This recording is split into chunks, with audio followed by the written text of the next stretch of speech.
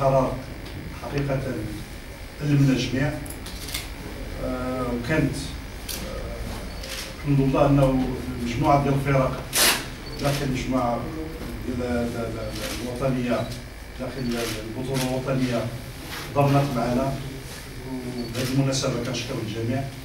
وأيضا هناك تعاطف آخر من طرف بعض أعضاء من الجميع أصلا.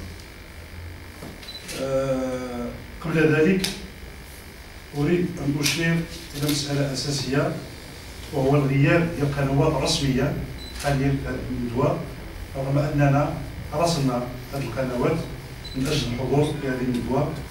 وأحيي الصحافة المحلية، وأظن أن الحضور ديالها دليل على التعاطف ديالها مع الفريق، ومع خصوصا مع اللاعبين اللي هما معروفين بالاخلاق ديالهم والانضباط ديالهم داخل المجموعه. اخوان، كما كتعرفوا الجميع ان المقابله اللي جرت بين شباب الريف الحسيمي والمغرب التطواني بتطوان كانت مباراه عاديه جدا، مباراه كسائر المباريات.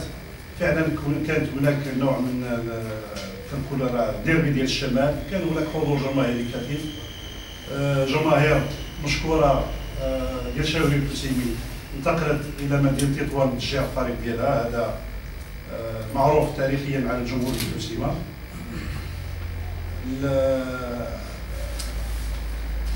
الشوط الاول كنا منهزمين بهدف لصفر، امور كلشي عادي.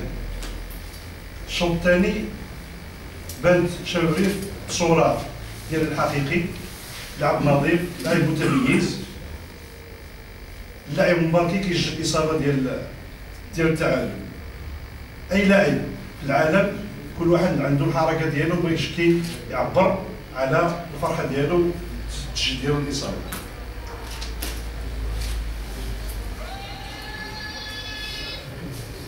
تسجلت الاصابه، مقابله عاديه جدا، ولكن نقطه التحول كانت ديال الحكم ديال المباراه، اللي ما عرفناش كيفاش انه انحاز بشكل فظيع مع الفريق التطواني. وهذا الشيء ماشي غريب عن مجموعه ديال الفرق الوطنيه، انها كتسخر بعض الوسائل ديالها من اجل خدمه الاغراض ديالها. المهم هذه كرولوجيا كلكم عرفتوها، ولكن كنحاول نعاودها باش ناكد لكم انه الحركات اللي دارت المباركي ولا العفافره انها حركات خاصه به، كيحتفل بالاصابه اللي سجلها. بعد طرد ماغاسا كان هناك تحول ديال الجمهور التطواني، رشب الحجاره والنزول ديال مجموعه ديال الجماهير التطوانيه الى رقعه الملعب. كما شفتوا انه المقابله انتهت بشكل فظيع جدا. ما كناش كنتسناو ان المقابلات تنتهي بديك الظروف. اذن المقابله انتهت بالتعادل، كل واحد مشى لدارو. جينا للحسيمه، بدلنا التدريب ديالنا بشكل عادي جدا، لعبنا مع المسيره، واصلنا التدريب ديالنا، مشينا نهار الاربعاء انتقلنا لمدينه الدار البيضاء من اجل اجراء المقابله ديال الوداد البيضاوي. تفاجئنا. لماذا؟ تفاجئنا بقرار من طرف الجميع تيقول انه صمد المباركي محسن العفافره صدرت منه حركات غير رياضيه تجاه الجمهور التطواني. هذه الحركات الرياضيه الغير رياضيه والغير الاخلاقيه اللي صدرت من طرف هذا اللاعبين، الفوضى اللي وقعت داخل الملعب، كان المباركي ما كانش في التيران، كسرتوا الاربيط الفيستير. اذن في كاين هاد الحركات البروفوكاسيون ديال الجمهور، البروفوكاسيون ديال الجمهور على حسب الناس اللي اعتمدت عليه اللجنه التاديبيه هو الفصل 61، كيقول بالحرف انه اثاره ديال الجمهور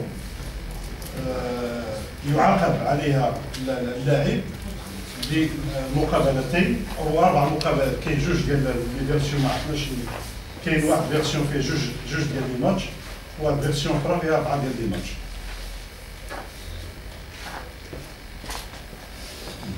جوج لي فيرسيون اللي كاينه، كاين وحده كاينه في الانترنيت وحده كانت عندنا حنايا. المهم كيما كان الحال.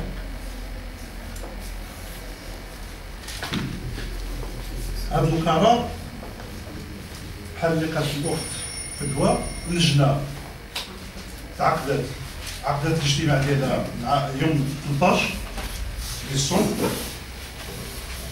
والتوقيع ديال القرار 15 ديسمبر، والتبليغ يوم 16 ديسمبر، أي يوم المباراة بالضبط. وهذا بالنسبة لي أنا شخصيا كنعتبره حكم مع سبق الإصرار. حكم مع سبق الإصرار. علاش مع سبق الإصرار؟ لأنه إلا جينا باش نرتبوا المسائل الأحداث كيما جات، غادي نلقاو هذا المبارك ما دارش كنتكد عليها، ما دارش شي اشاره غير اخلاقيه في التيران، انه عبر عن الفرحه ديالو كيما يعبروا عليه. شي واحد لاعب كيدير الكرون، واحد لاعب ما عرفتش فين كيتباع، كل واحد كيفاش كيدير المسائل ديالو، هو انه كيفرح انه سجل واحد الاصابه في العقد ديالو بالمجهود ديالو، ما دار حتى شي واحد داك الاصابه، ما دارش عليه ضرر المجهود ديالو. اذن